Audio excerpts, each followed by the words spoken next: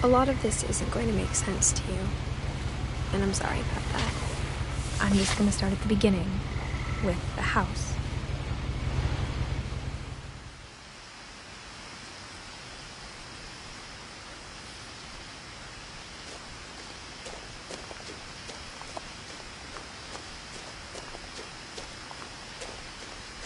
I lived here until I was 11, but I wasn't allowed inside half the rooms.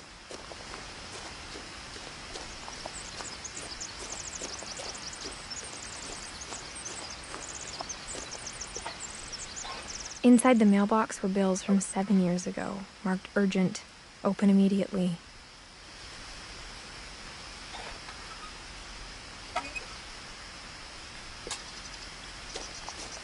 I hadn't been back since my brother Lewis's funeral.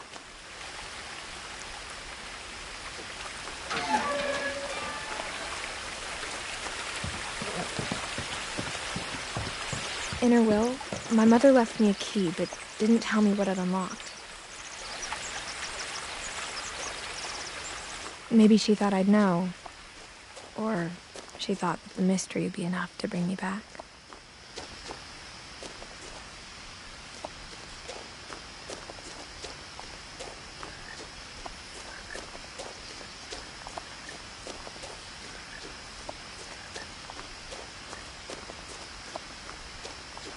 No one had driven this way in a long time, but I saw a few hoof prints.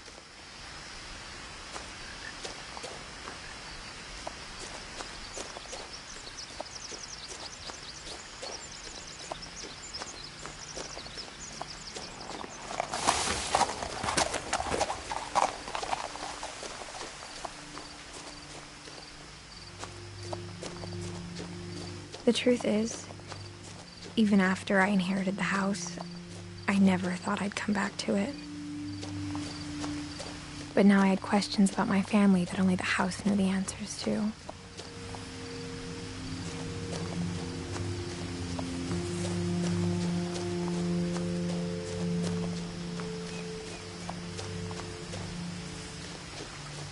The house was exactly like I remembered it, the way I'd been dreaming about it.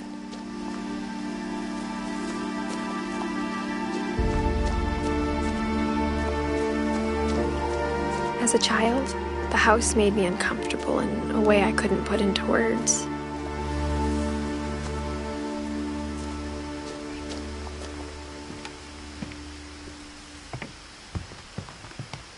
Now, as a 17-year-old, I knew exactly what those words were.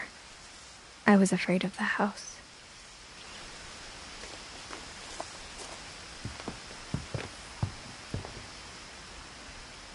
I hoped the key might unlock the front door. It didn't.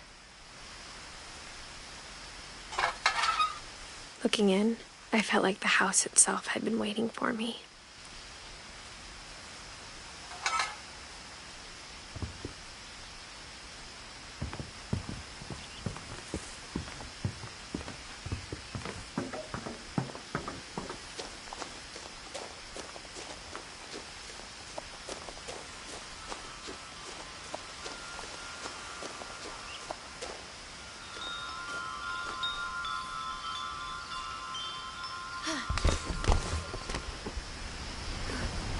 Crawling through the doggy door used to be a lot easier when I was 11.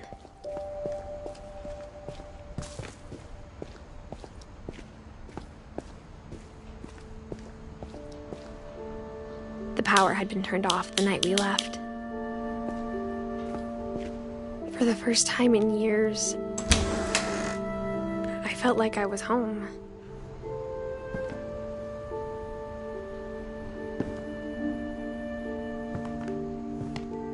But instead of a family, there were just memories of one.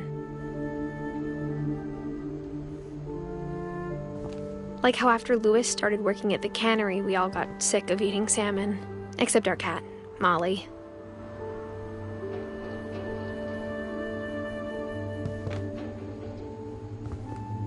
Or how only one restaurant would deliver to our house, so we had Chinese a lot.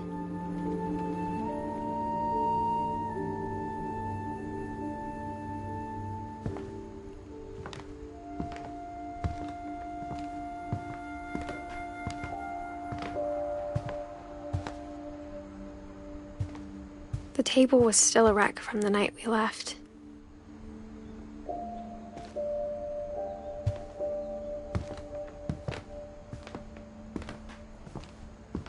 My mom was It was the like a only one bomb of us. had gone off, killing everyone but sparing the furniture.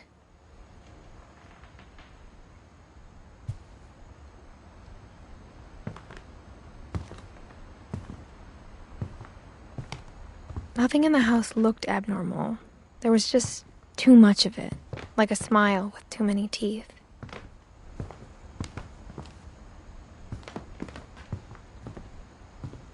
Mom always told me to stay out of the basement, so I wasn't too surprised when the key didn't fit.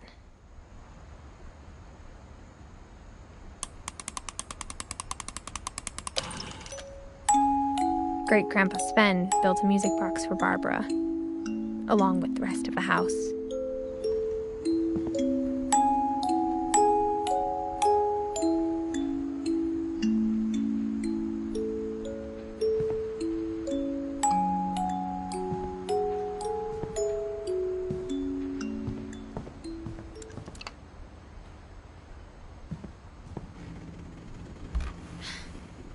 Edie told me once that every Finch who ever lived is buried somewhere in the library.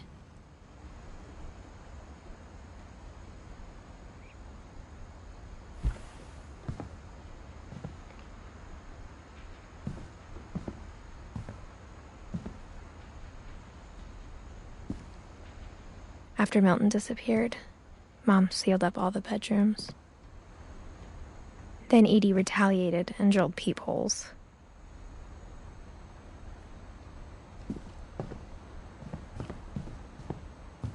I spent a lot of time playing in Great Uncle Walter's room.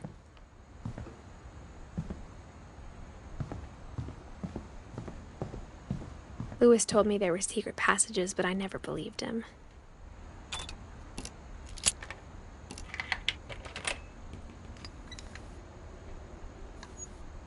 Turns out, my mom was really good at keeping secrets. Now it was time to find out what my mom had been afraid of.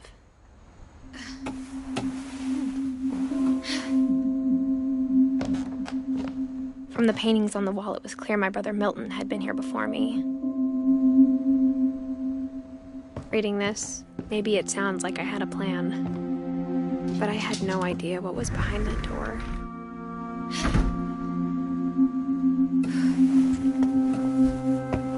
Just like I had no idea where all this was gonna lead.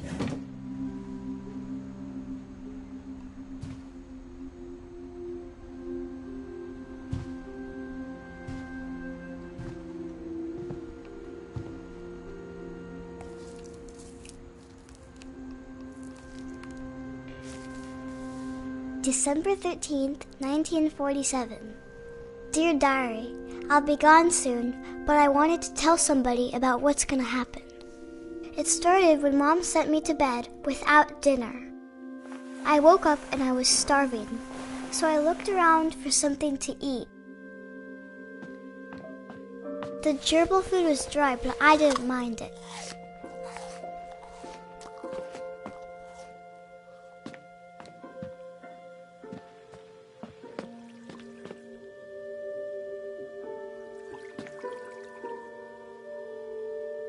I thought about eating Christopher, but I held back.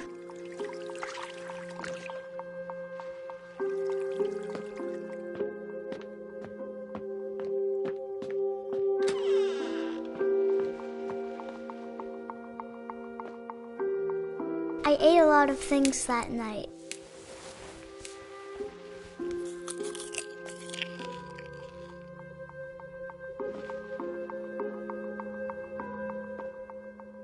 I kept eating and eating.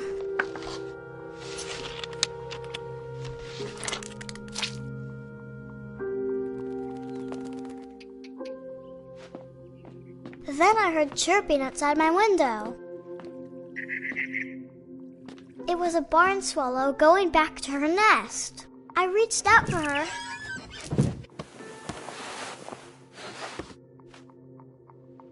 And suddenly, I was a cat.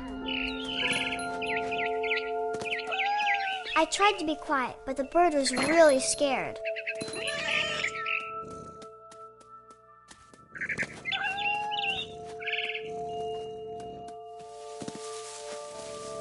Mom and Dad didn't even look at me.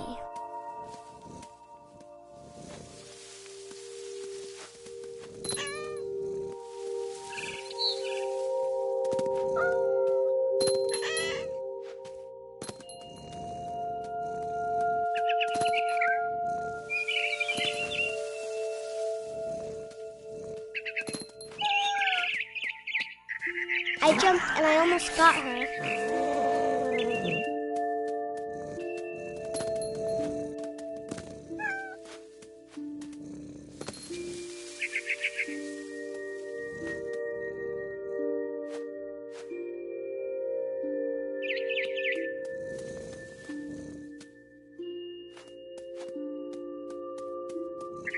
I could tell she was getting really tired. Now I was up in the big tree. I promised Dad I wouldn't climb it anymore. All I cared about was eating that mama bird.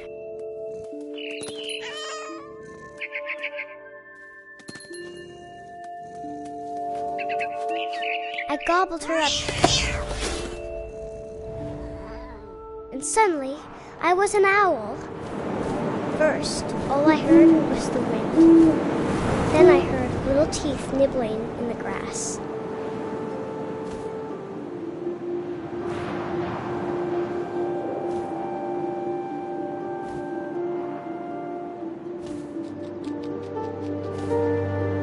Rabbits.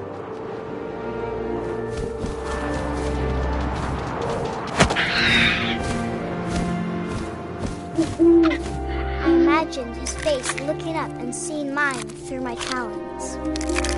I swallowed him up, and I didn't chew one bit. Then I flew off to find something bigger.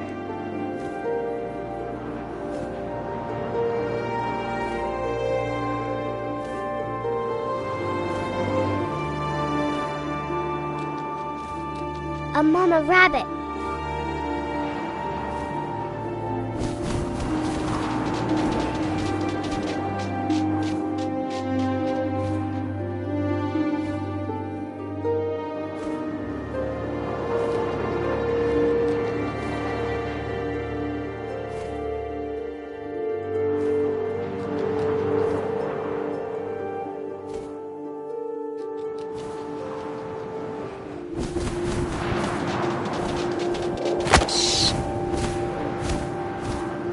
She was almost too big to carry.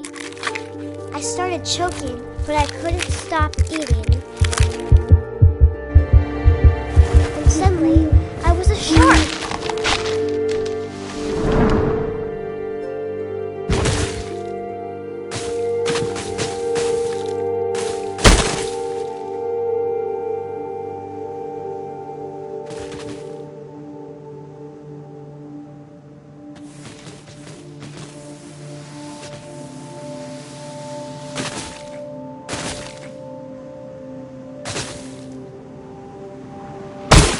I rolled off a cliff and into the ocean.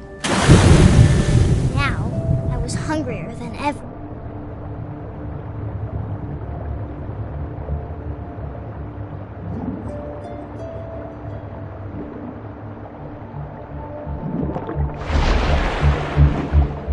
I wanted fat, juicy seals.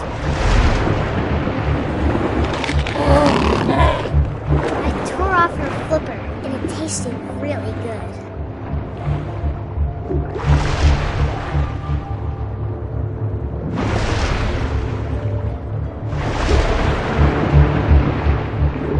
I grabbed on tight, but I was so hungry I jumped out of the water. When I opened my eyes, everything had changed.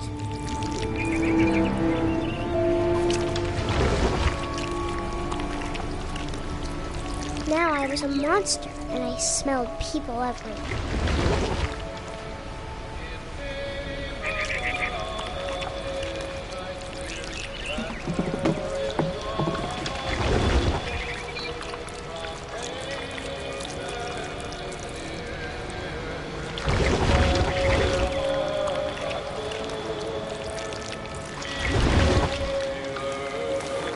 I was big, but I moved real quiet.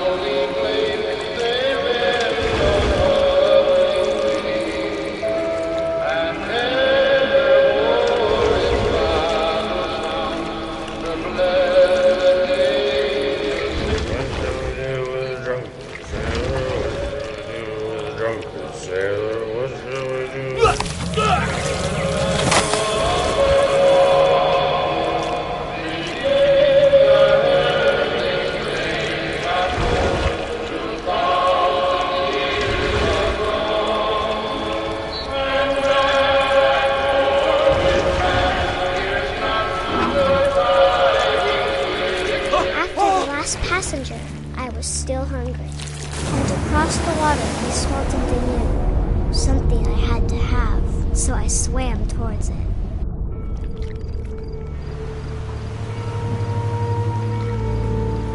I slithered onto the sand, and the good smell went into an old pipe.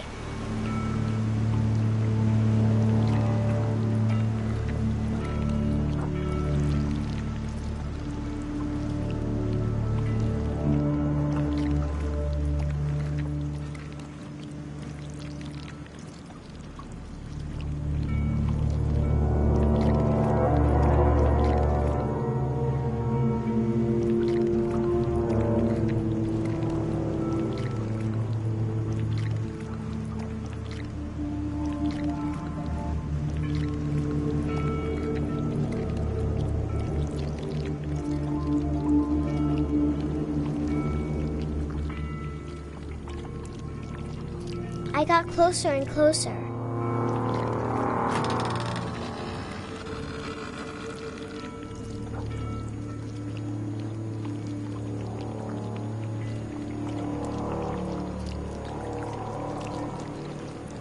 All of my stomach started growling. And suddenly, I was me again. I held my breath for a long time, but I couldn't hear anything. I think it's waiting for me to fall asleep. But it's not going to wait much longer. It needs to feed, and we both know I will be delicious.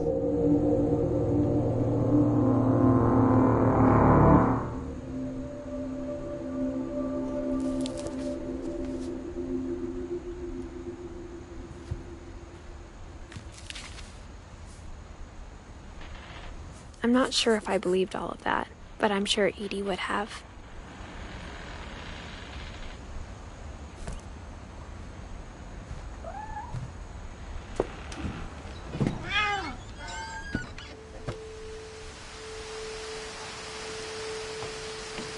This will be obvious later, but my mom never told me any of these stories. Edie would have, but Mom didn't like bringing up the past. Though, when we adopted a stray kitten, she was the one who named it Molly. I spent a lot of time in Great-Grandma Edie's room. When Edie told people Sven was killed by a dragon, she could also have said he was building a dragon-shaped slide that collapsed. She could have, but she didn't.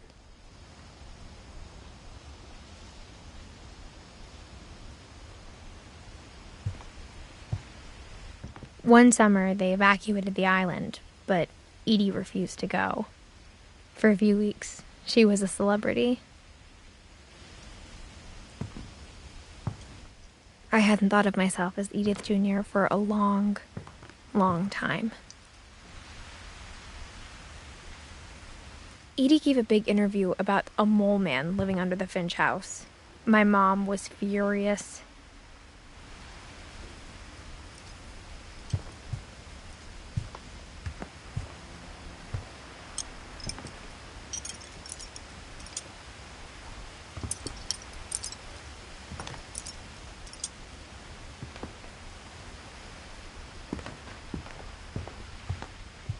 Her room was like a museum.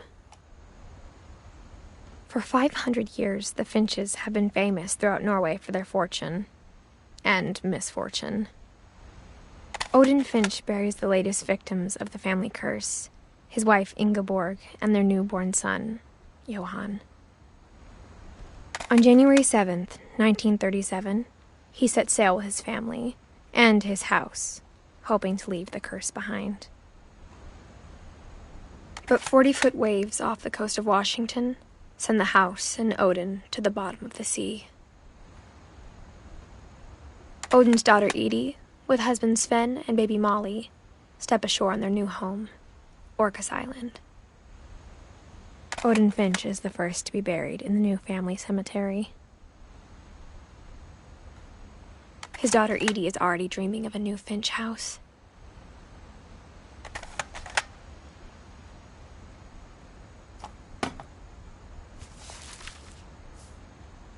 Whatever's wrong with this family, it goes back a long ways.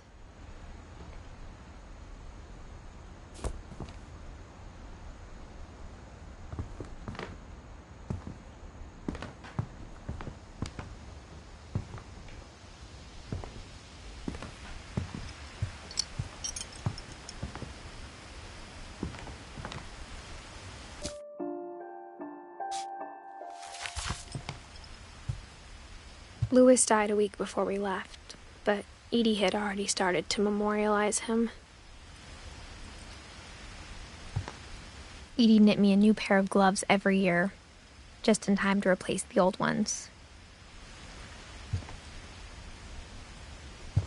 Great-grandma had always been the family's biggest fan.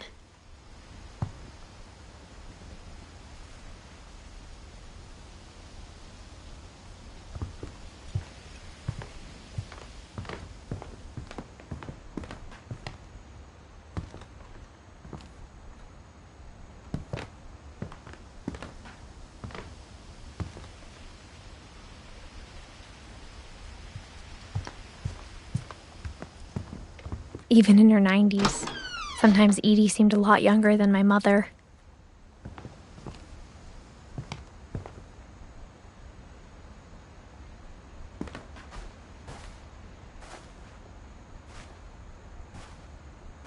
The only trace Grandpa Sam's first wife Kay left on the house was the pink bathroom.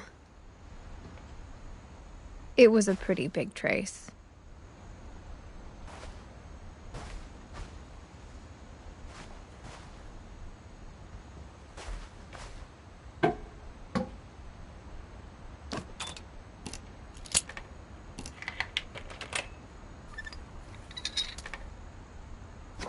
There's a secret in this bathroom.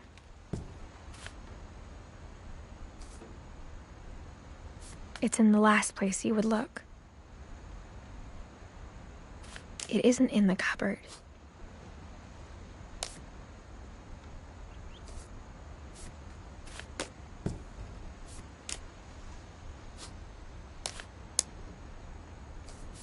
It's hidden in this book.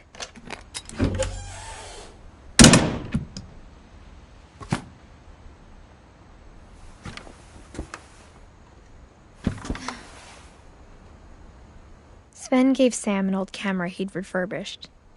He never put it down.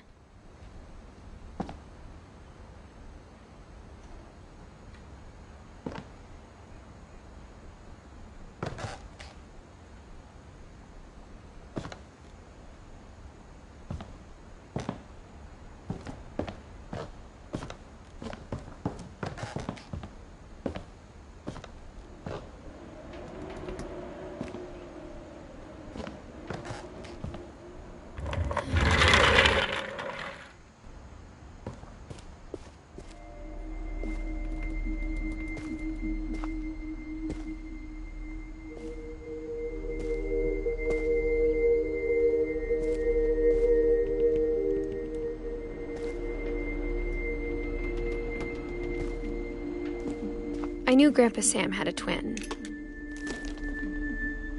and that he never talked about him.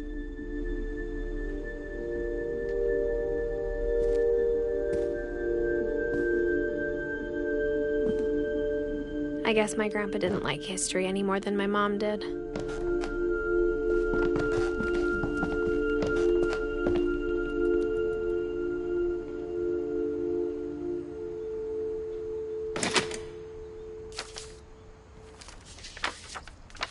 How I Want to Remember My Brother by Sam Finch. The thing I remember is that when he made up his mind, that was it.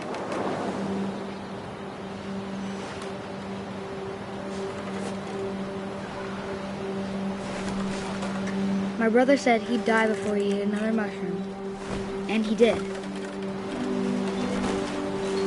At Barbara's funeral, we swore we'd never be afraid again, and he wasn't. I think Calvin always wanted to fly. Sam! Calvin! Dinner's ready! Coming!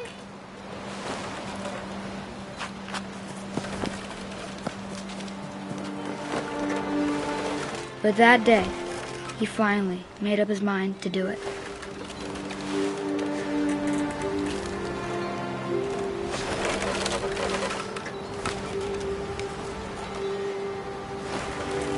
I told him going around was impossible. Maybe if I hadn't said that.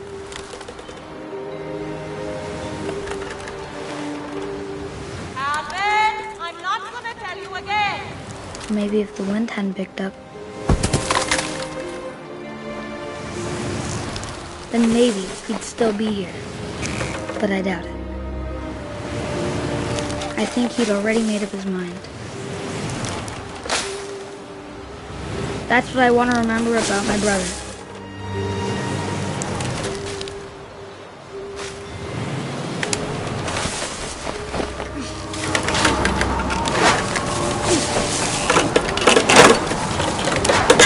The day he made up his mind to fly. And he did.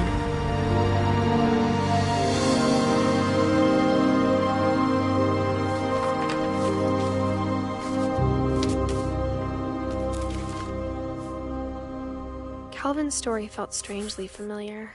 When I was younger, I remember trying to do the exact same thing.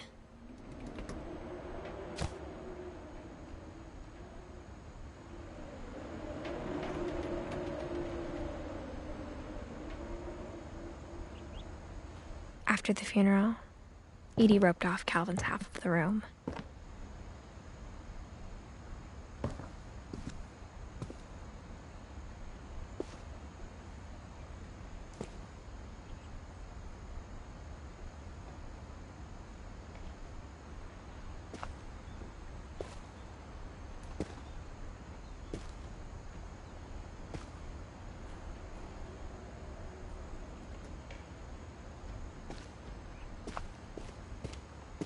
Mom said Grandpa Sam enlisted at 18 and never set foot in the room again.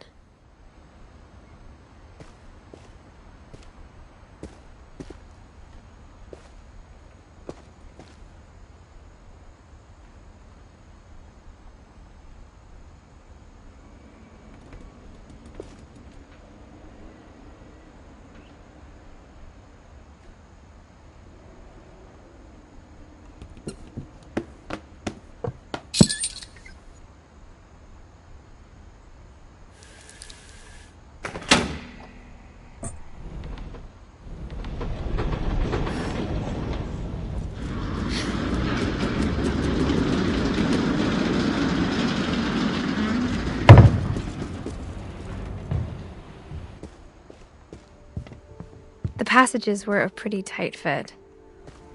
They'd obviously been built for smaller hands and bellies.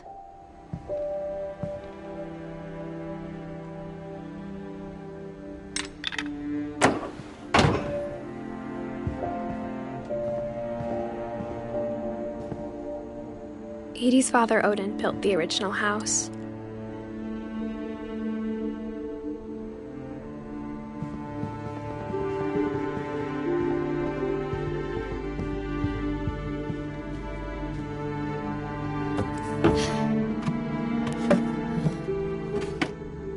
Growing up, I always thought of Barbara as a child star.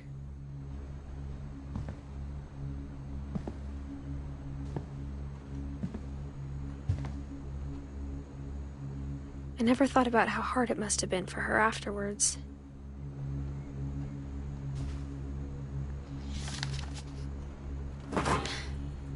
Of all the stories people wrote about Barbara's death, I'm surprised Edie saved this one.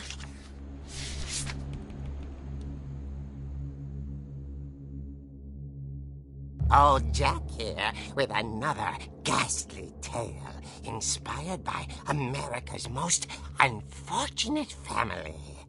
I'm calling it The Surprise Ending of Barbara Finch. As a child star, Barbara was famous for her scream. Now at 16, she was all washed up. A has-been. But in a lucky break, she'd been asked to perform her signature scream at a local convention for monster movie fans. It was just the boost her career needed. Unfortunately, her scream hadn't aged well. Getting better. I think you just need the right motivation. Her biggest fan and current boyfriend, Rick, was about to demonstrate when... Now that was a great scream. It was Barbara's father, Sven. He'd slipped into a table saw and had to be rushed to the emergency room. So Barbara got stuck babysitting her youngest brother, Walter. Her convention comeback was cancelled. Okay, I'm hearing frustration, but I'm not hearing terror. What if I tried... A gang of hoodlums in Halloween masks have been terrorizing Orcas Island tonight. Police are urging residents to... That came from the basement. You're right! Also, I loved your delivery on that. Why is your basement door locked? Because my dad likes making puzzles and secret passages. There's a key hidden in the music box. The secret is to keep winding and winding until finally the key pops out. Thanks, babe. I'll be back in a sec. 20 minutes later, Rick hadn't returned. So Barbara went to look for him, right on cue. She reached for the music box. And as she wound the key, she listened for Rick, but the house was silent.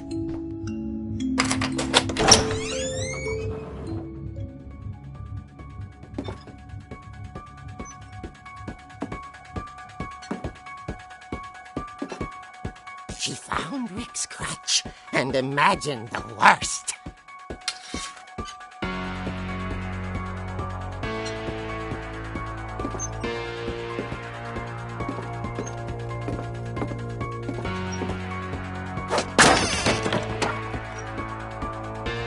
The gang's leader is the infamous Hookman killer, Dr. Carl Hamill, who impaled and then ate his family 10 years ago tonight.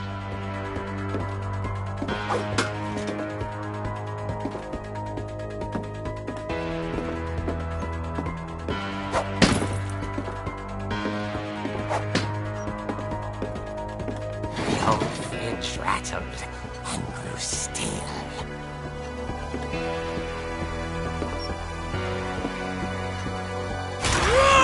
Oh dear!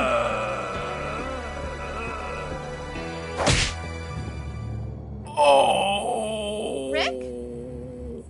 Barb, relax. I was just trying to scare you to help you find your scream. Well, I'm not scared, Rick. I'm furious. Then act furious. All I'm getting from you now is that you're hurt and confused and you... She threw him out, but she kept a little something to remember him by. Barb, have you seen my other crutch? And she was still holding it when she fell asleep watching the late picture show. Hours later... Barbara! Walter, what's going on up there? Ah! Okay, I'm coming up, but if this is a trick, you're dead, Walter.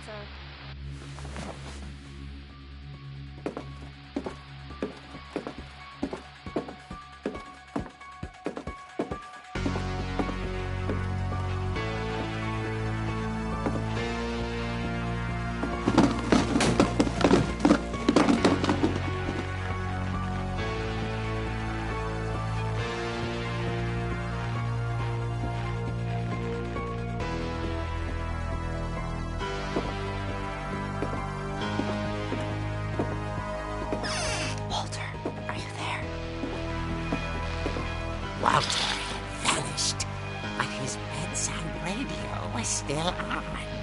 Orcas Island police describe the man as 6 feet tall, with a steel hook for a hand.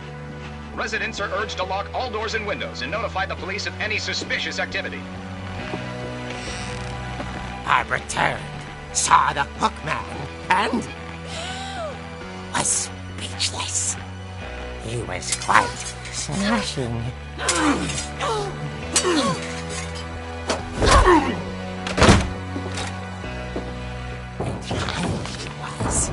He couldn't get enough of Barbara. Okay, Barbara, there's gotta be another way out of here.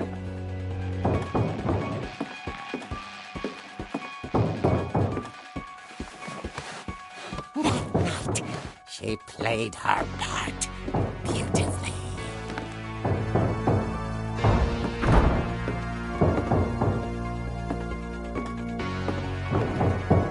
She thought about abandoning Walter, but just couldn't do it.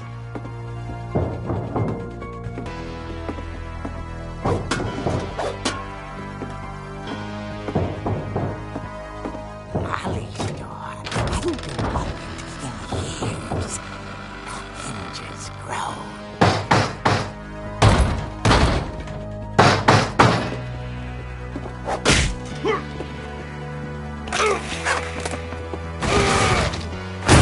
He wasn't moving, but she sensed the story might not be over yet.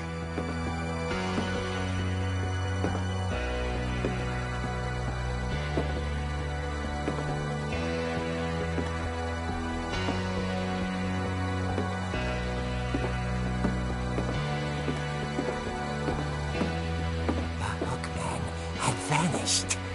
She listened for his breathing, but all she heard was...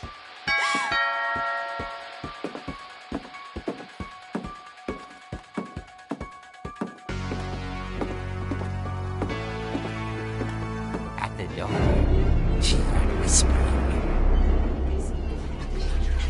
It was coming from inside the house.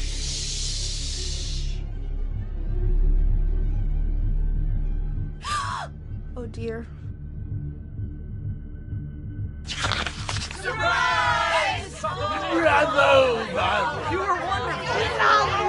The monsters had come to surprise her. For Barbara, it was a dream come true. Then she saw what kind of monsters they were, and she realized what was about to happen. She was going to be famous. And with her final breath, Barbara Finch gave the performance of her life.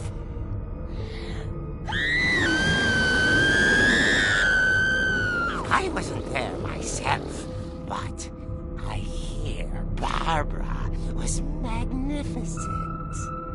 Poor girl. She had a taste for stardom. But unfortunately, so did her fans. Of course, the police blamed it all on poor Rick, who disappeared the same night. And little Walter? Hiding under his bed the whole time. He took it all pretty hard, but that's another story. As for Barbara, tucked inside the music box is all they ever found of her. Her ear. Now that's what I call a real eerie tale.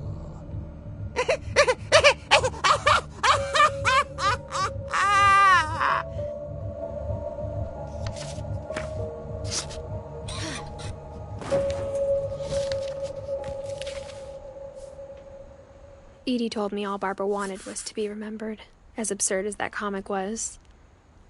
Maybe what Edie saw was a happy ending.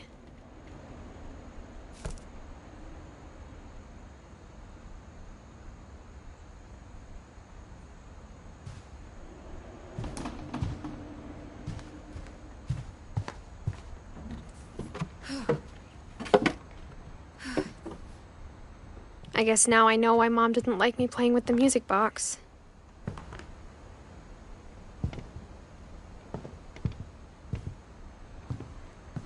Whenever people ask me about my family, the first thing they always want to know about is Barbara.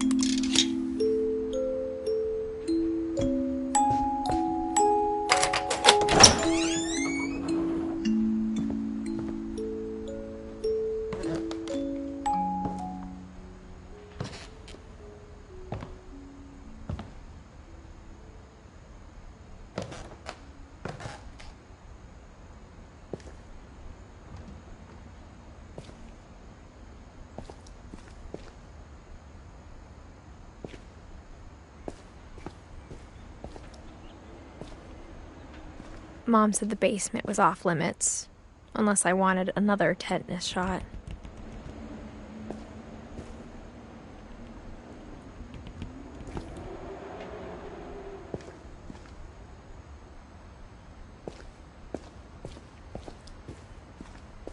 I saw Edie sneak down to the basement once, carrying packages.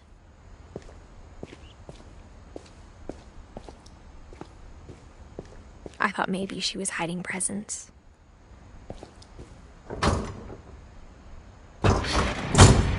It turned out she was hiding a lot more than that.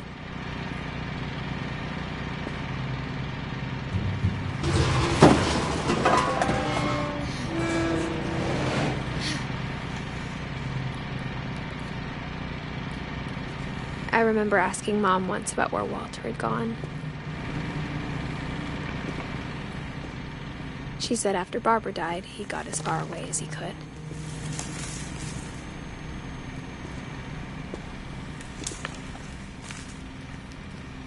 If there's a pattern in all these stories,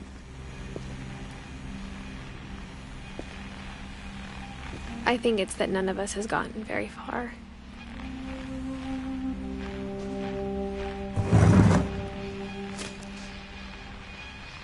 Goodbye, everyone. I can't believe I've been down here for 30 years. On that first day, after the shaking started, I didn't think I'd survive a week.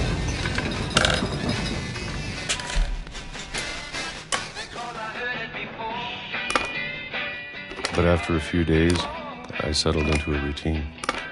That's what kept me sane.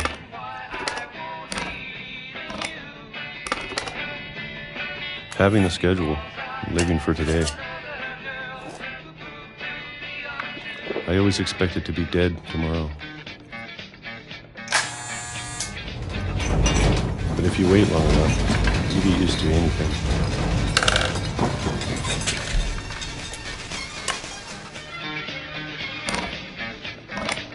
Even a monster on the other side of a door starts to feel normal.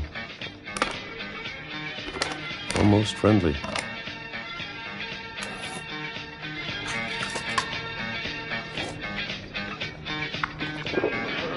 And then one day, everything just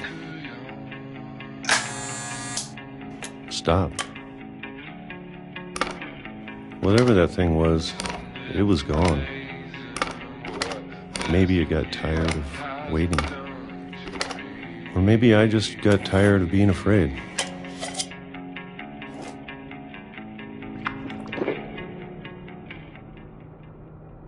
It's been a week now, the longest in 30 years. I'm done waiting. I have to leave while I still can.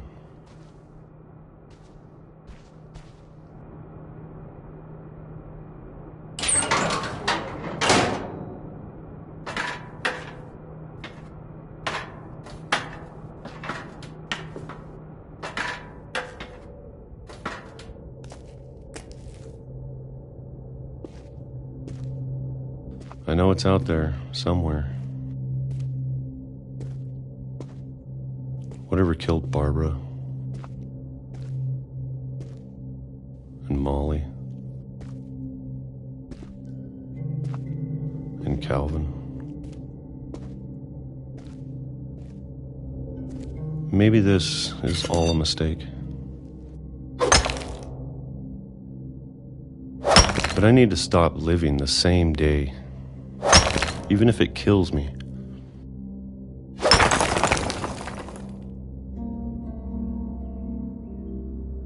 Whatever's out there, I want you to know I'm ready for it. I'm going to appreciate all of it, especially the food. I don't mind if I only have a year left, or a month, or a single week. I'd be happy with one new day. I can already imagine the sun on my face.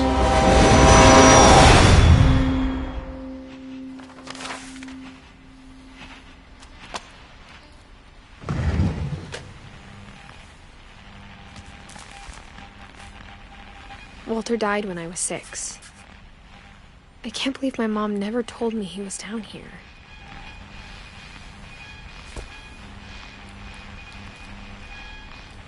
I'm sure my mom was trying to protect me.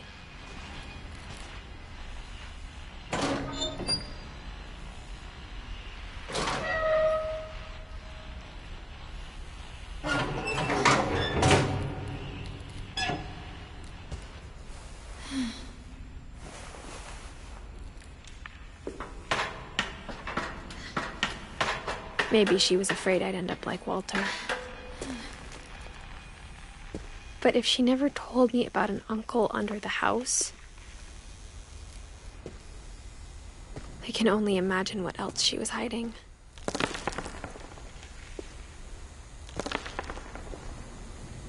I don't want to make the same mistakes she made.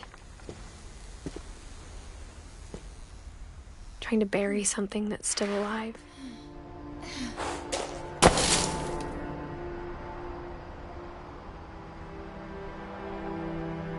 Now that there's only one of us left, or maybe 2,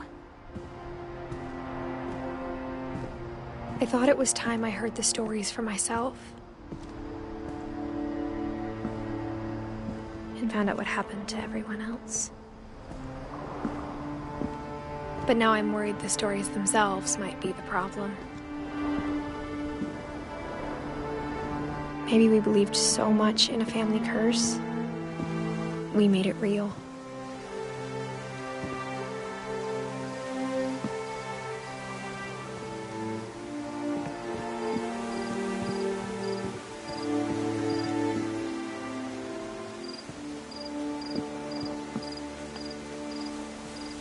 I don't know if I should even be writing this.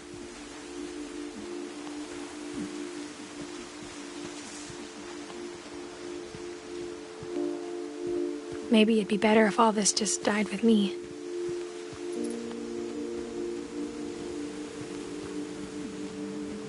But I thought you should know about your family.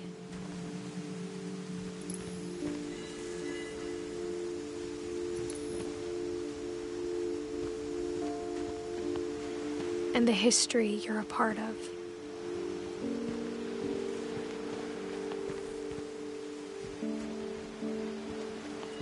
Though, to be honest, I feel as lost as you probably do right now.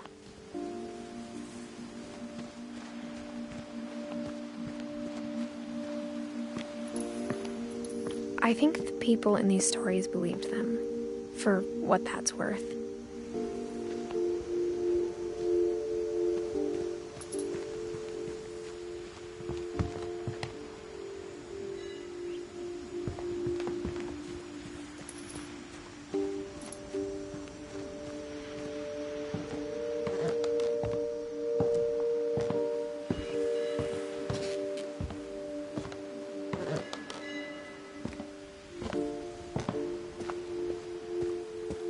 And when you look at the house, that history of imagination and stubbornness and madness, any of it seems possible.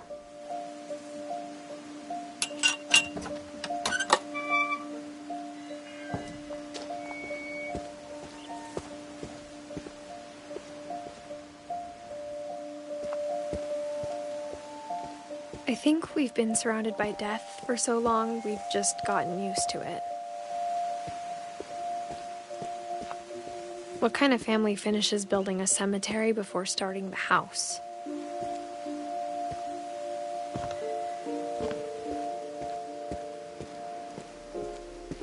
It's embarrassing for me to admit this, but the pet cemetery made me more uncomfortable than the human one. 3 of the gerbils are mine, and 2 had been my fault.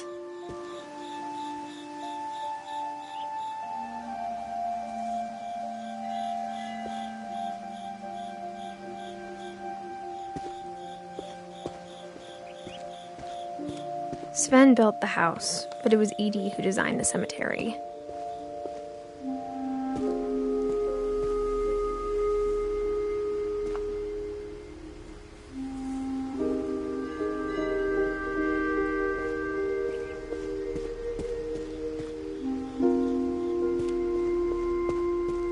I'm sure Odin's monument had been Edie's idea.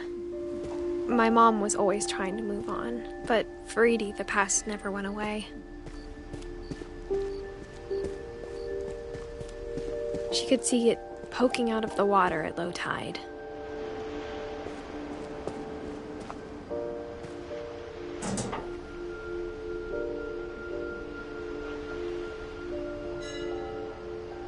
Edie said she dreamed about the old house every night.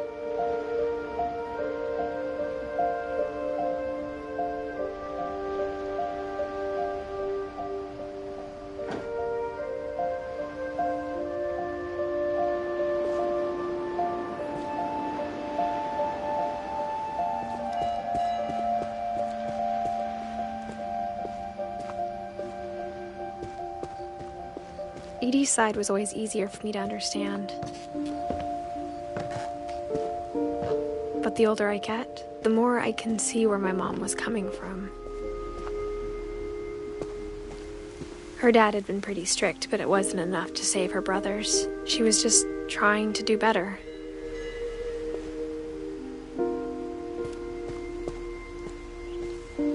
She lost 2 of her brothers, just like I did. I get why she tried so hard to protect us.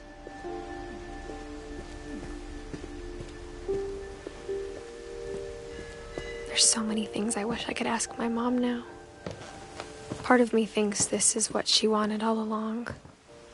For me to come back someday and find everything out for myself.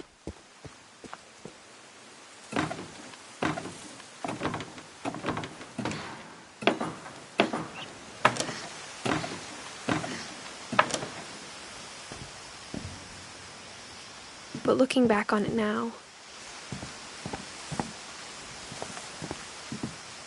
if she told me there was going to be so much climbing, I never would have come when I was 22 weeks pregnant.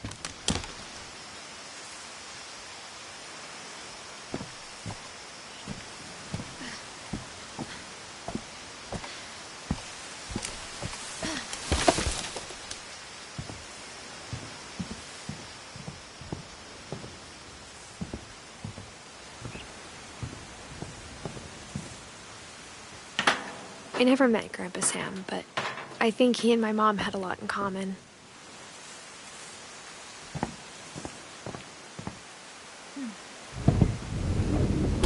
They were both pretty intense.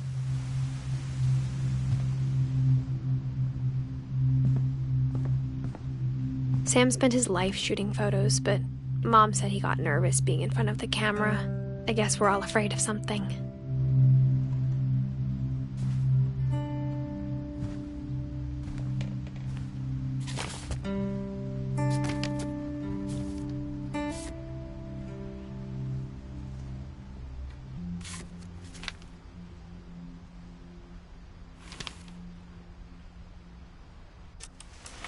Dawn, I promise, you'll never forget this weekend. Yes, sir. These memories are going to last a lifetime. Am I gonna have to shoot anything? It's a hunting trip, Dawn. Shooting is strongly encouraged. Shouldn't we be leaving? Just want to get a shot of you, Dawn, then we can take off. I'm over here, Dad.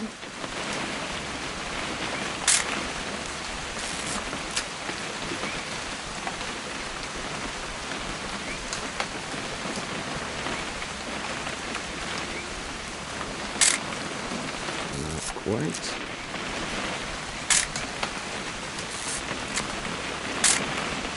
Just need to get a shot of you, Don, then we can hit the road.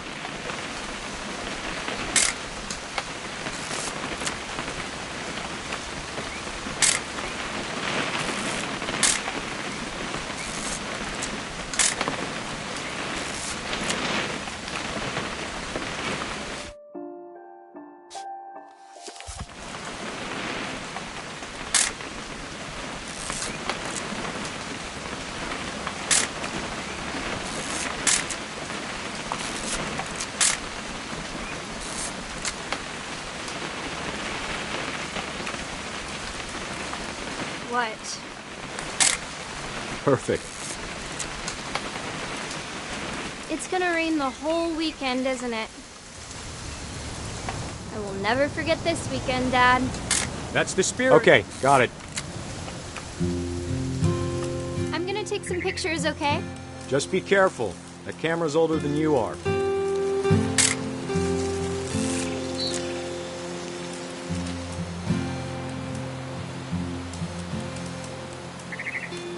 You're right, Dad. It's starting to clear up. Still freezing, though.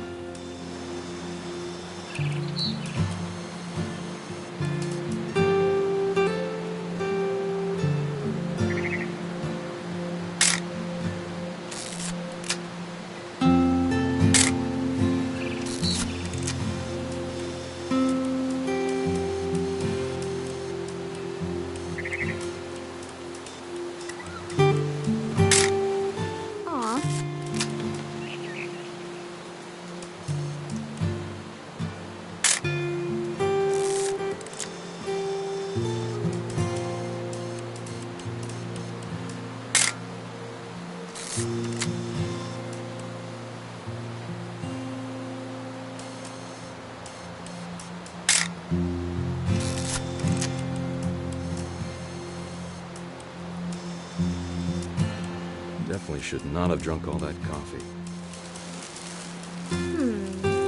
Hold still while I take... Hey! That's a keeper. I'm just saying, I'm not always gonna be here, Don. You'll need to remember this stuff, if you want to survive. I'll be fine, Dad. You know who else thought he was gonna be fine? Some guy who died. Don, I'm being serious. I know, Dad. You're always serious.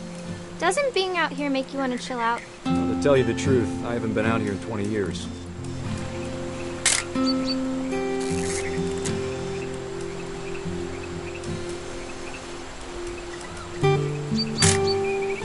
Don, don't you think you could find something more interesting to photograph? Your grandpa Sven taught us how to fish, how to build a fire. We found an old logging trail. There were deer everywhere. I bet if I could remember where that trail was, we'd spot a buck for you in no time. Give me a minute to check the map.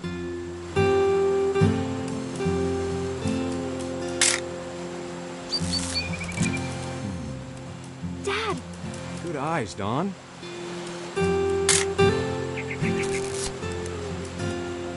Before you take the shot, let me get a picture of you.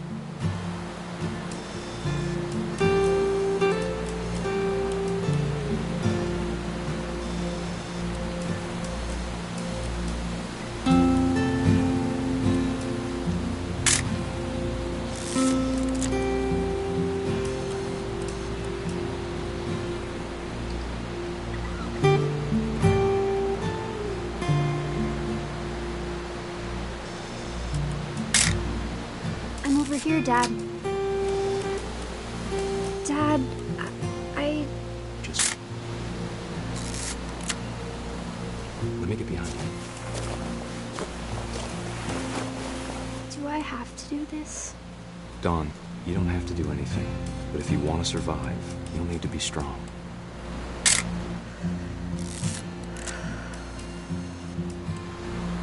Now keep yourself squared up, elbows down. Great shot, Don!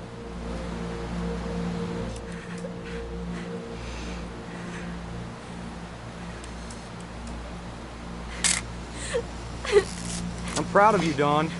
Always remember that, okay?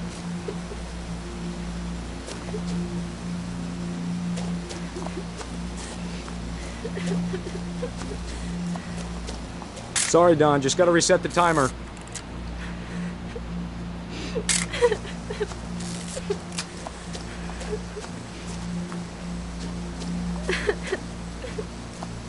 Dad, it's twitching.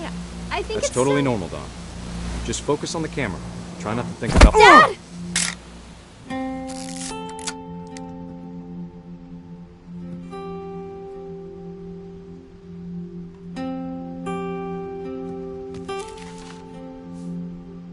Of all these stories, that's the one I wish most that my mom had told me.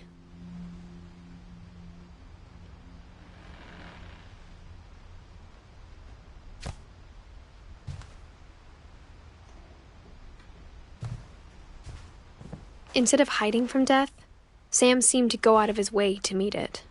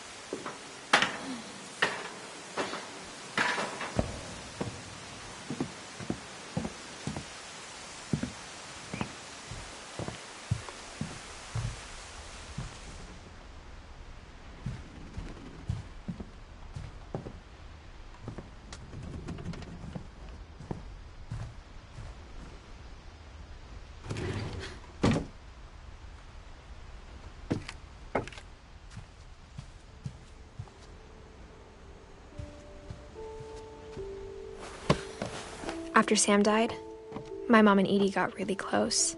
They'd both lost a lot.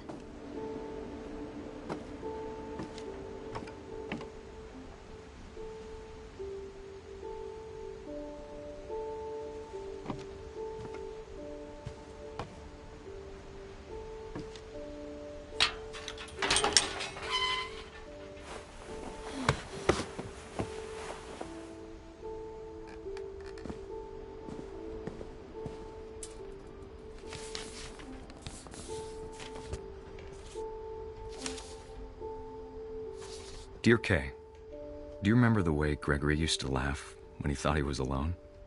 Like something funny was happening, but only he could see it.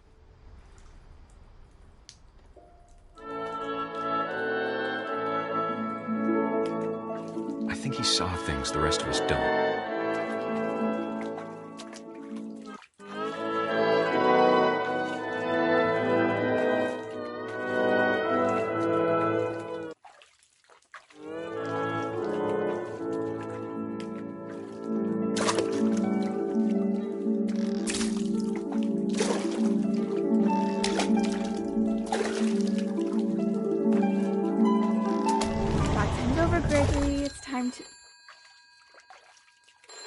Hold on, sweetie. Hello? Sam, I told you I don't want to talk right now. I wonder what he saw.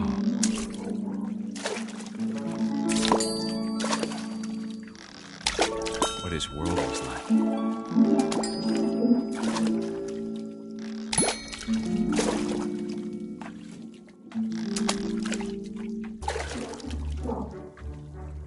He reminded me so much of Calvin. Lost in his imagination. Whatever it was, he saw.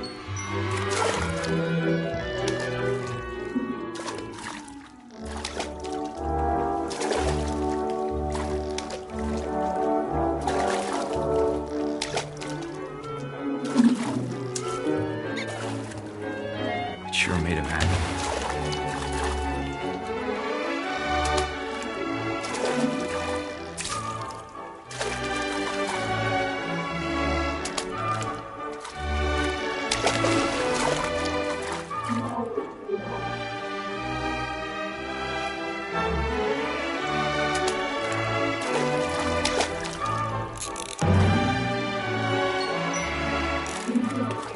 I know how silly it sounds.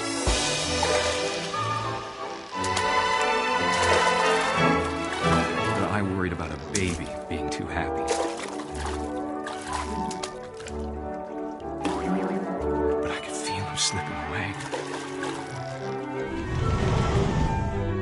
Sorry about that, Gregory. I know you did everything you could.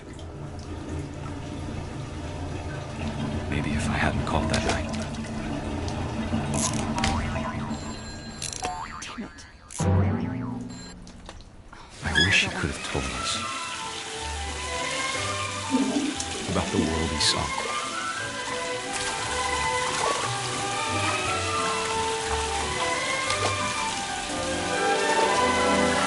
There's so much I don't understand about Gregory. About everything.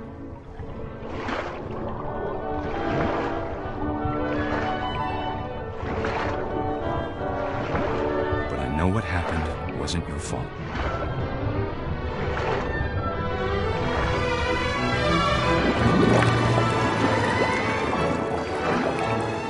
I'm sure he's happy.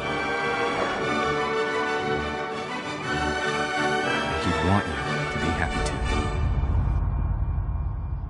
Good luck, Kay. Love, Sam.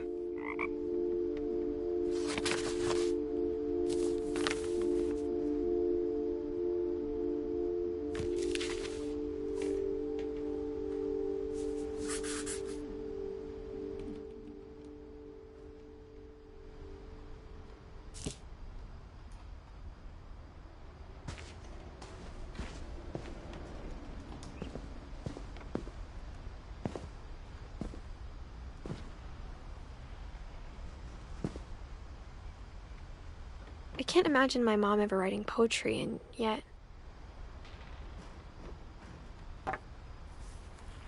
A poem for Gus, who always said the wedding was a bad idea. Our father never hit us kids, at least not very hard, before the day my brother said with teenage disregard that he'd be dead before he'd see a wedding in our yard.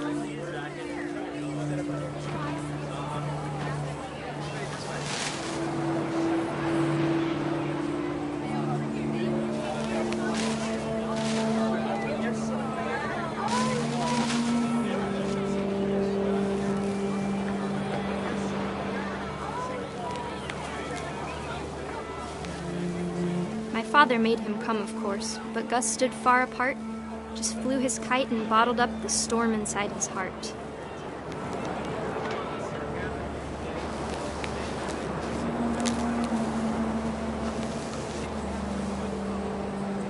I tried to talk him out of it, but though he'd never met her, "We don't need a stepmom," were the words that I now pronounce you husband and wife.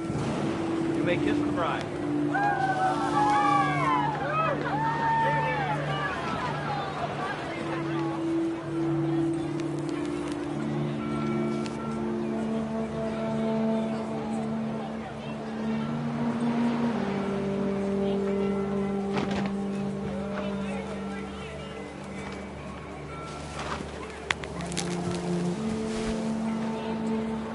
time for photos came, Dad ordered him to Come here.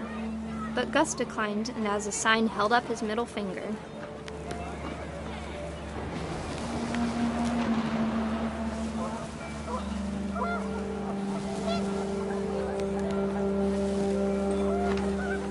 The wind picked up, and panicked geese appeared and quickly went. But all the humans did that day was go inside the tent.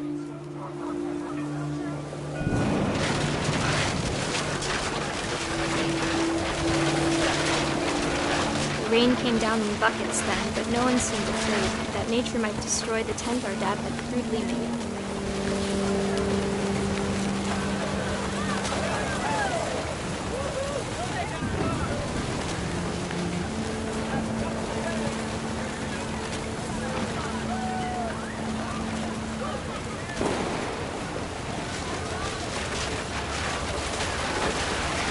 Thunder sounded much too close and full of angry power. But all my father said to this was, "Make the music louder."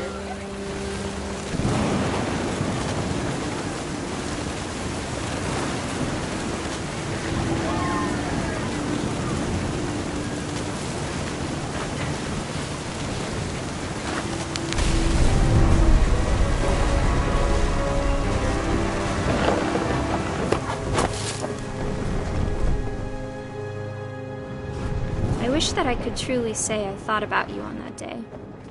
Out there on the beach alone, just you, the wind, the sea, and foam. But I didn't, until we found you.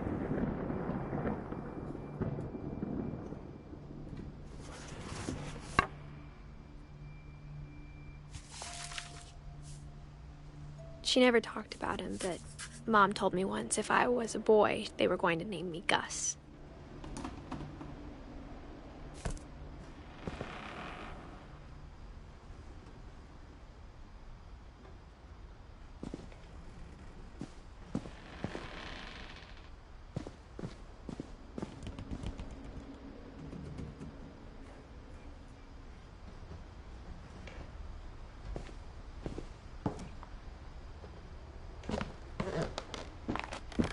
My mom moved up to the loft after her brothers died. At the time, it was as far away as she could get.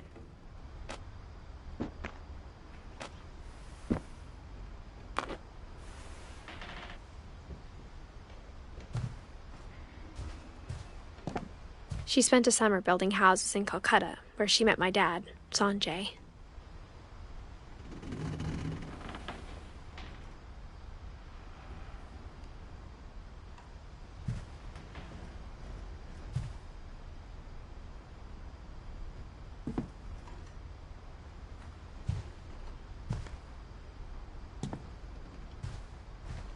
Religion was another thing my mom never talked about, but I think it helped her a lot after her dad died.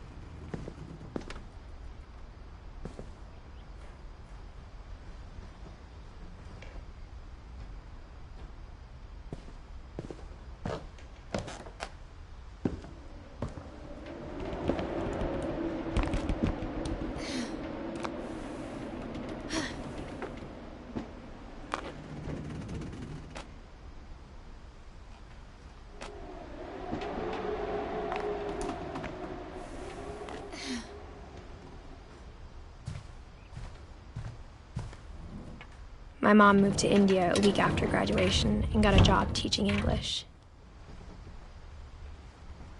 Louis was born a year later.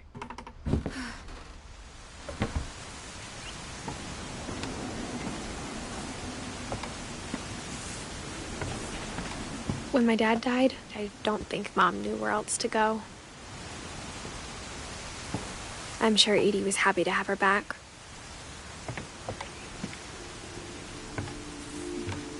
And to see kids in the house again.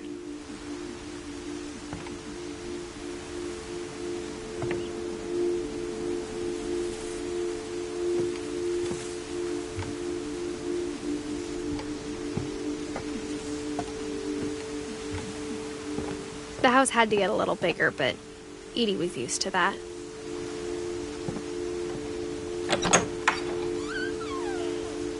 And for a while, things were good. Almost normal, but it didn't last.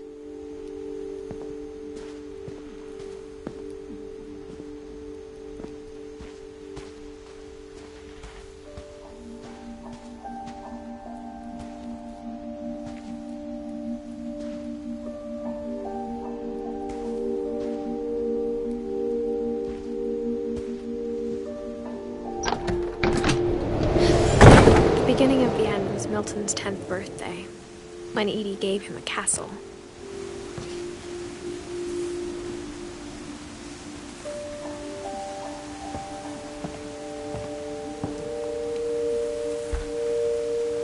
After Milton disappeared, the only thing he left behind was a room full of paintings.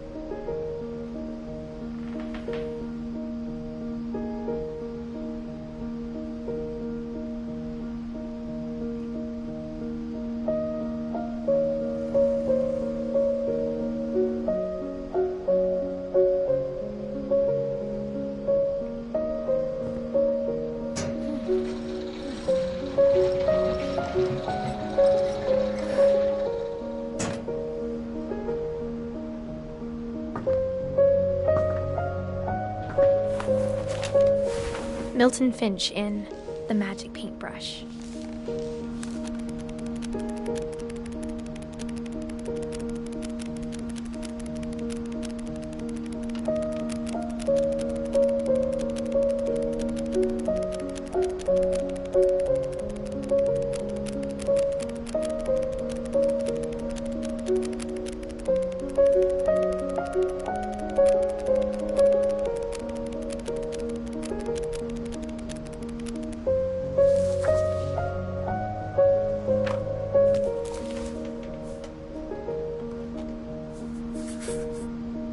I was 4 when Milton disappeared.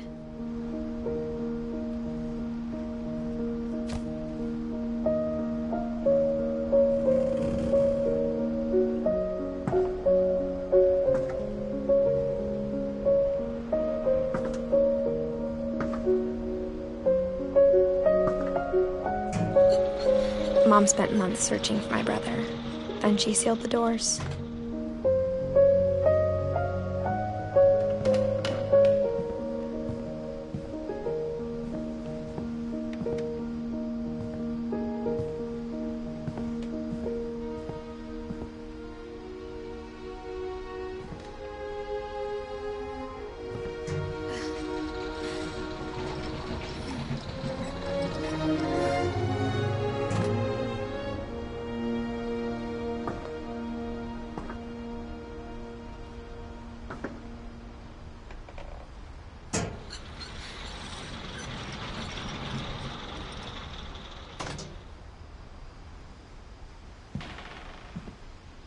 Whatever Milton had found in the house, Mom didn't want it getting out.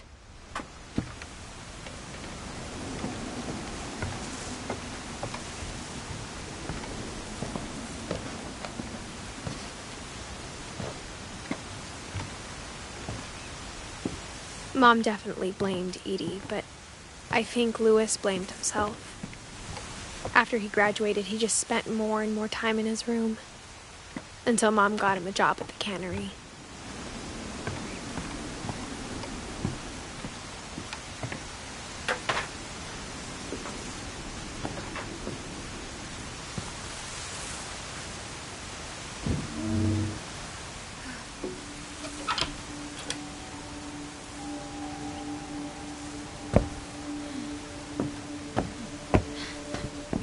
Louis's room smelled very, very familiar.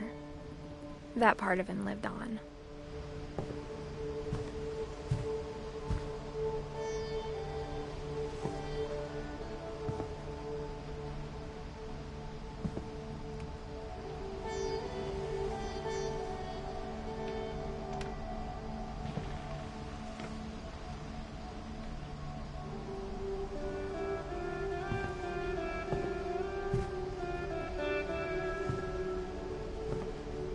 Louis and I spent a lot of time playing games together, but he was surprisingly bad at them. He died a lot.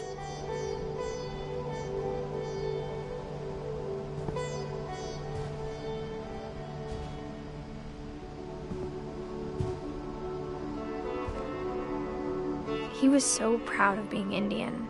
I think for him, it was a way to be something other than just a Finch.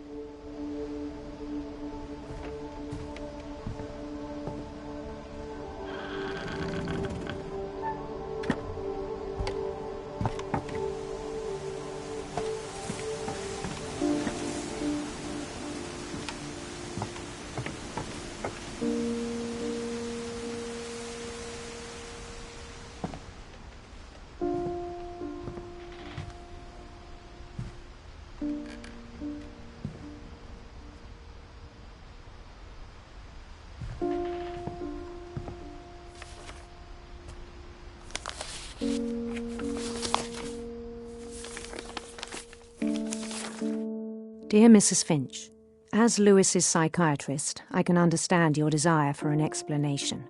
As I see it, the trouble began in January, shortly after we convinced your son to seek treatment for substance abuse. Newly sober, I believe Louis first noticed the monotony of his daily life.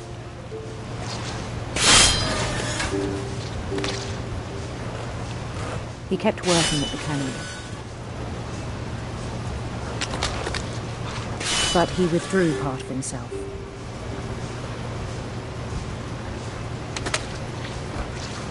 In our sessions, I saw the same behavior.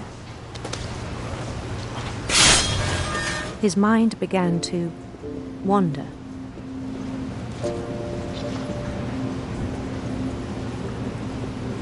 I asked him to describe it. He said he started small, imagining a labyrinth. He'd feel his way about.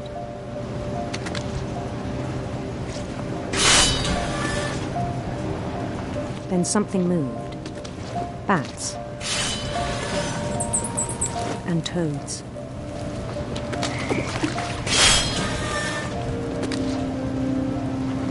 And things that have not names. He knew it was all in his head. But he took it very seriously. I had hoped he'd find himself.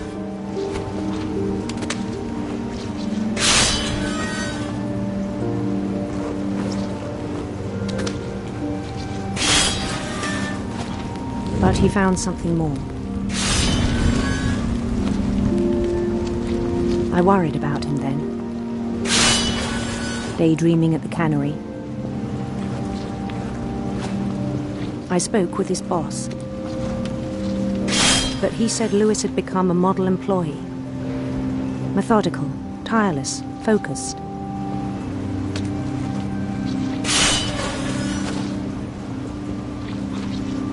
Like a whole new Lewis. So I let him go on.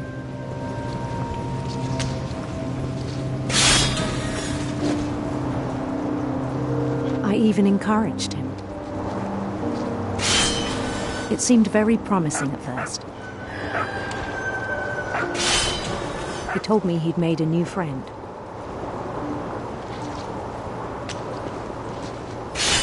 On the edge of a city he named Lewis Topia.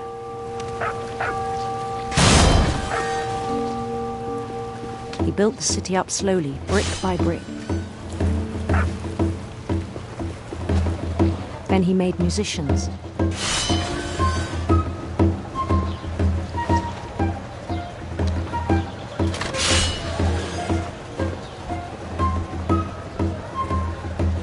And songs for them to play.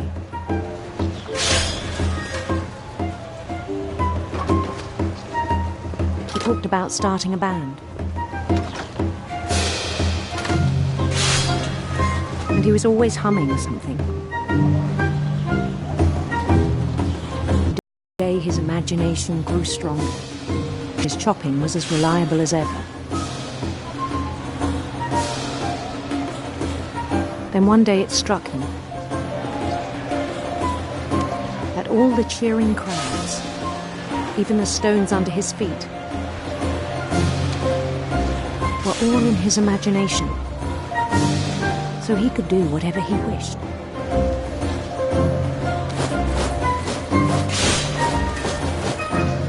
He held an election for mayor. And he won. They begged him to stay, but his mind was already wandering. It became a game for him.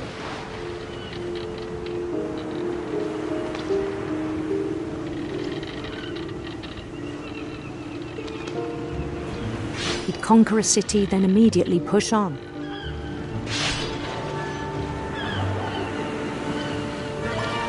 New Louisville.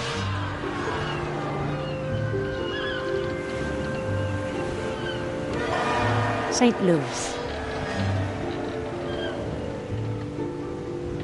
He started drifting away from our reality.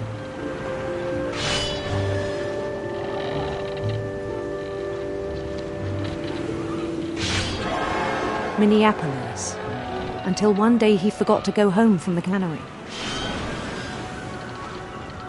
Even as his mother pleaded with him, part of Lewis kept sailing on.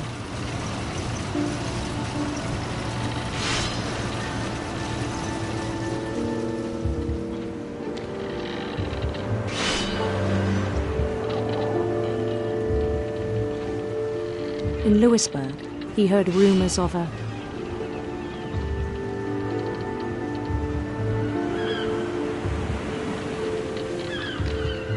handsome queen.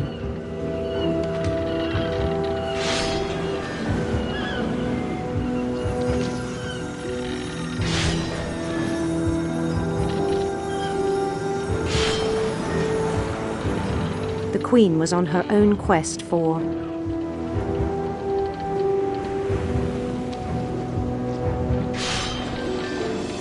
radiant rainbows.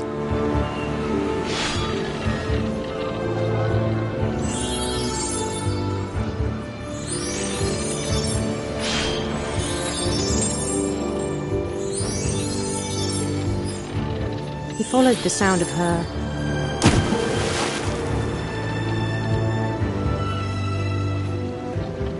silver harp.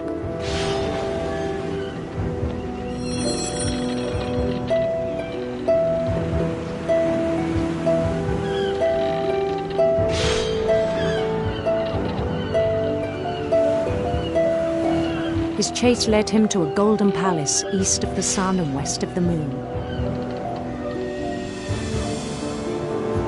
Even then, his logic remained sound. He knew the world was all in his imagination.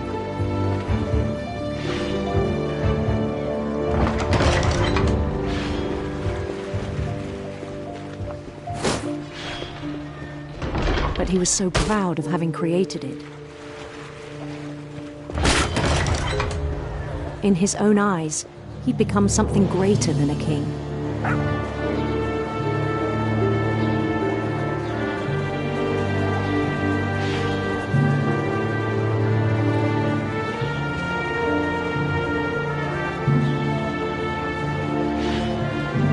For someone who'd never known success in the real world, I think it was overwhelming.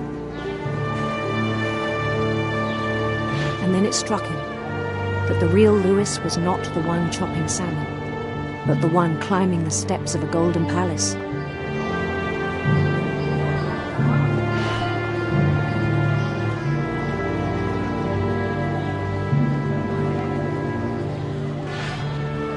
My imagination is as real as my body, he told me.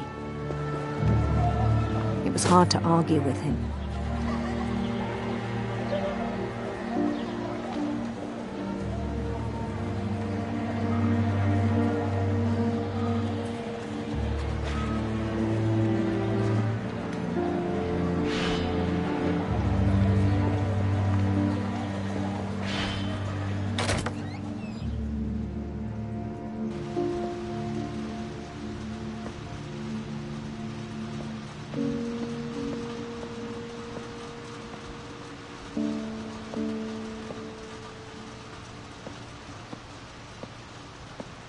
Began to forget the world we know.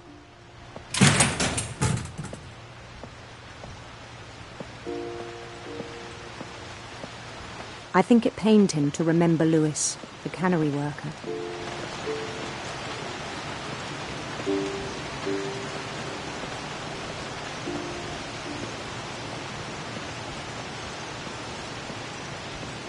He began to despise the man with a royal contempt.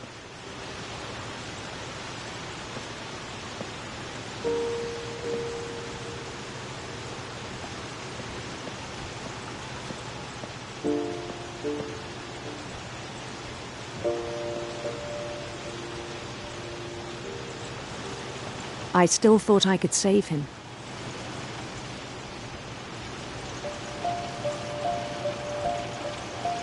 Even after he said he was being crowned king over all the lands of wonder.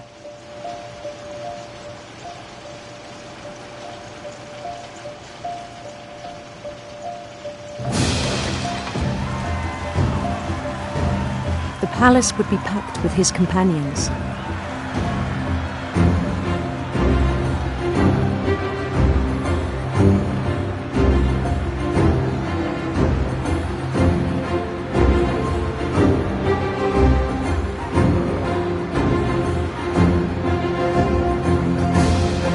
Including the wise Calico who'd insisted on advising him.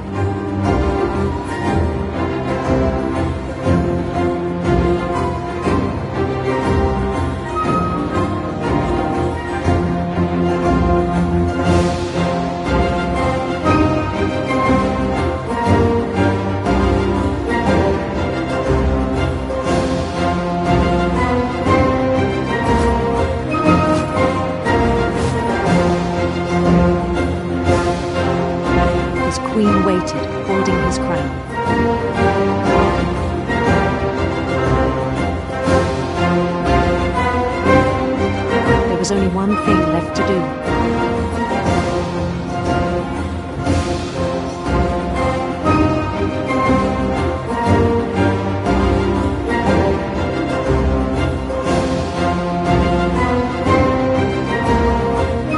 Bend down his head.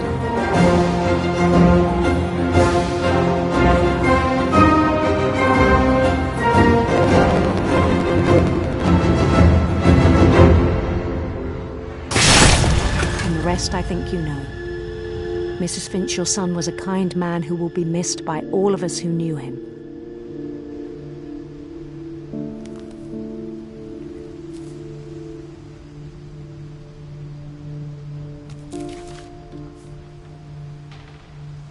My brother was really cool. I wish you could have met him.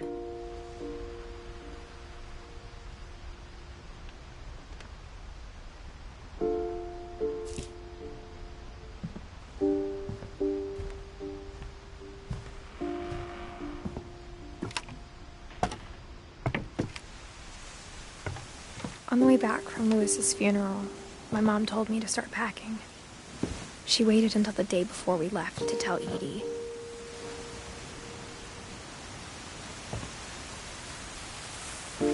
I'm not sure if she wanted to make it easier or harder.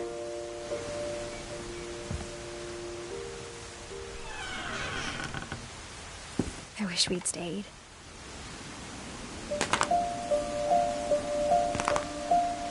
But I understand why we left.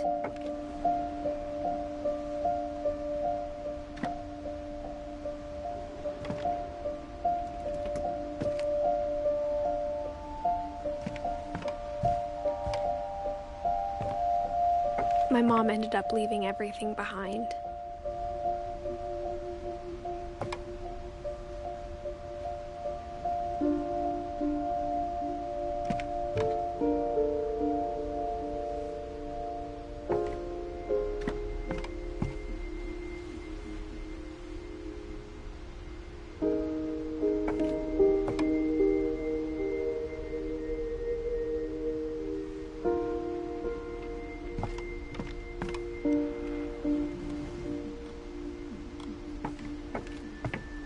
What happened that night had been coming for a long time.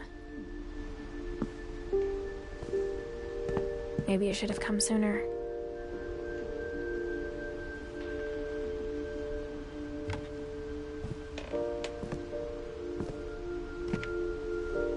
But it had to end one way or another. All that's left now is to tell you about that last night.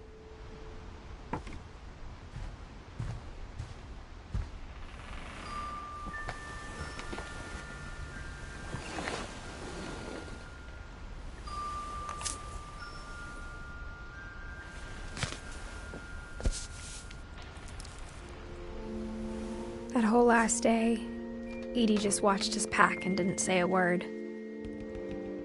Until supper, when she raised her glass and said, "To our final night together, and all our final nights apart."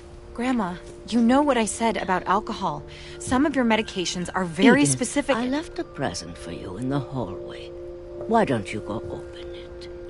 The grown-ups have to argue now. I'm sorry, you're right.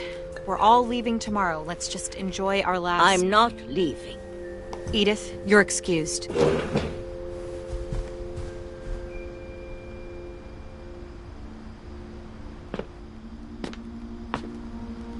The power had been shut off that morning, but Edie always had plenty of candles.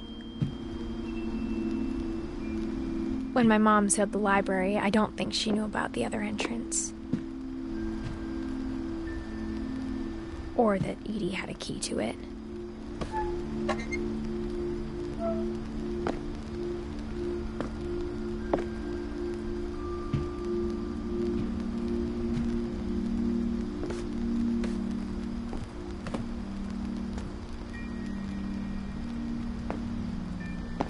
That thing you're afraid of isn't going to end when you leave the house. Edith has a right to know these stories. My children are dead because of your stories. I think it's best if Edith and I leave tonight.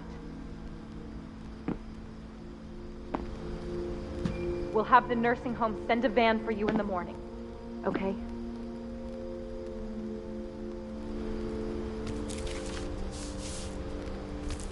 Dear Edith, there's so many stories I wish I could tell you, but there's only time for one. This is about what happened on the night you were born. That night, the tide went way, way out. It was the first and last time I ever saw the old house aground. There'd been an earthquake out in the middle of the ocean.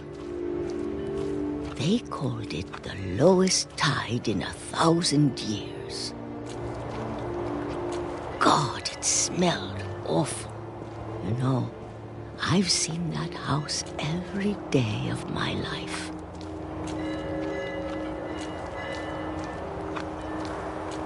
But I never thought I'd go back to it. When the fog rolled in, I lost my way.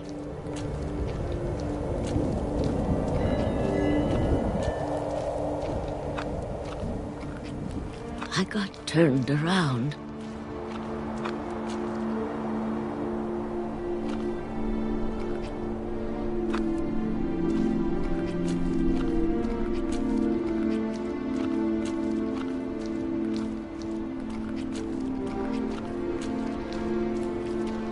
For a while, I wandered.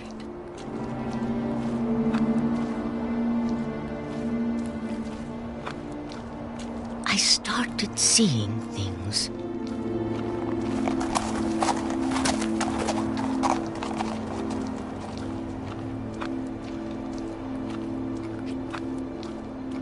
Things I'd forgotten had ever existed.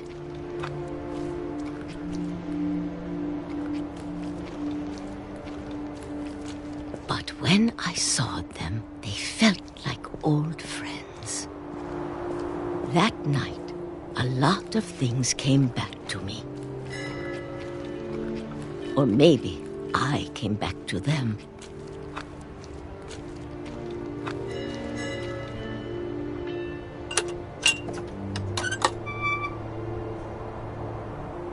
Things I can't explain, but that I need you to try and... Edith, what are you doing in here? It's mine. Edith! Mom, you're gonna rip it! Let go! I kicked and screamed, but Mom dragged me to the car. I never saw Great-Grandma Edie again.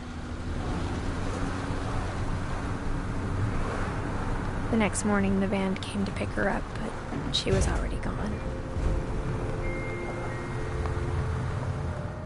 After that, we moved around a lot.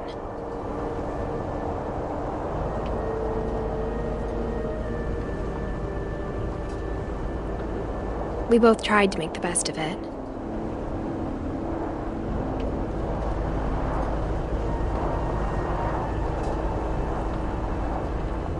A few years went by.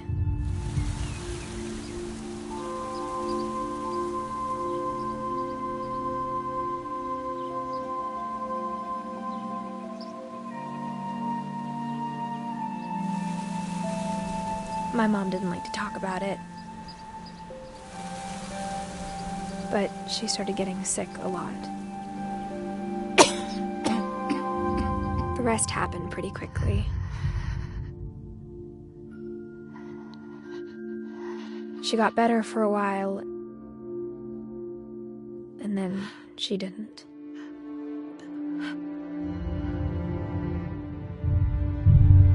And then I was alone. The last Finch left alive.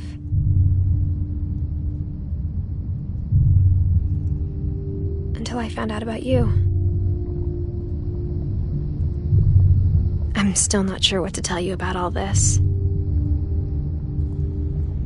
If we lived forever, maybe we'd have time to understand things. But as it is, I think the best we can do is try to open our eyes.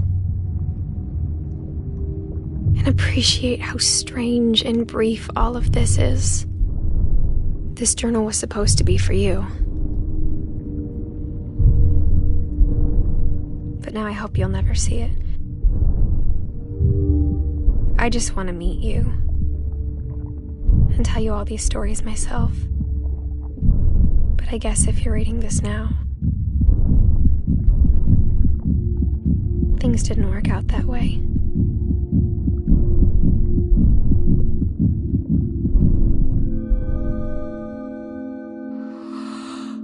This is where your story begins. I'm sorry I won't be there to see it. It's a lot to ask, but I don't want you to be sad that I'm gone. I want you to be amazed that any of us ever had a chance to be here at all. Good luck.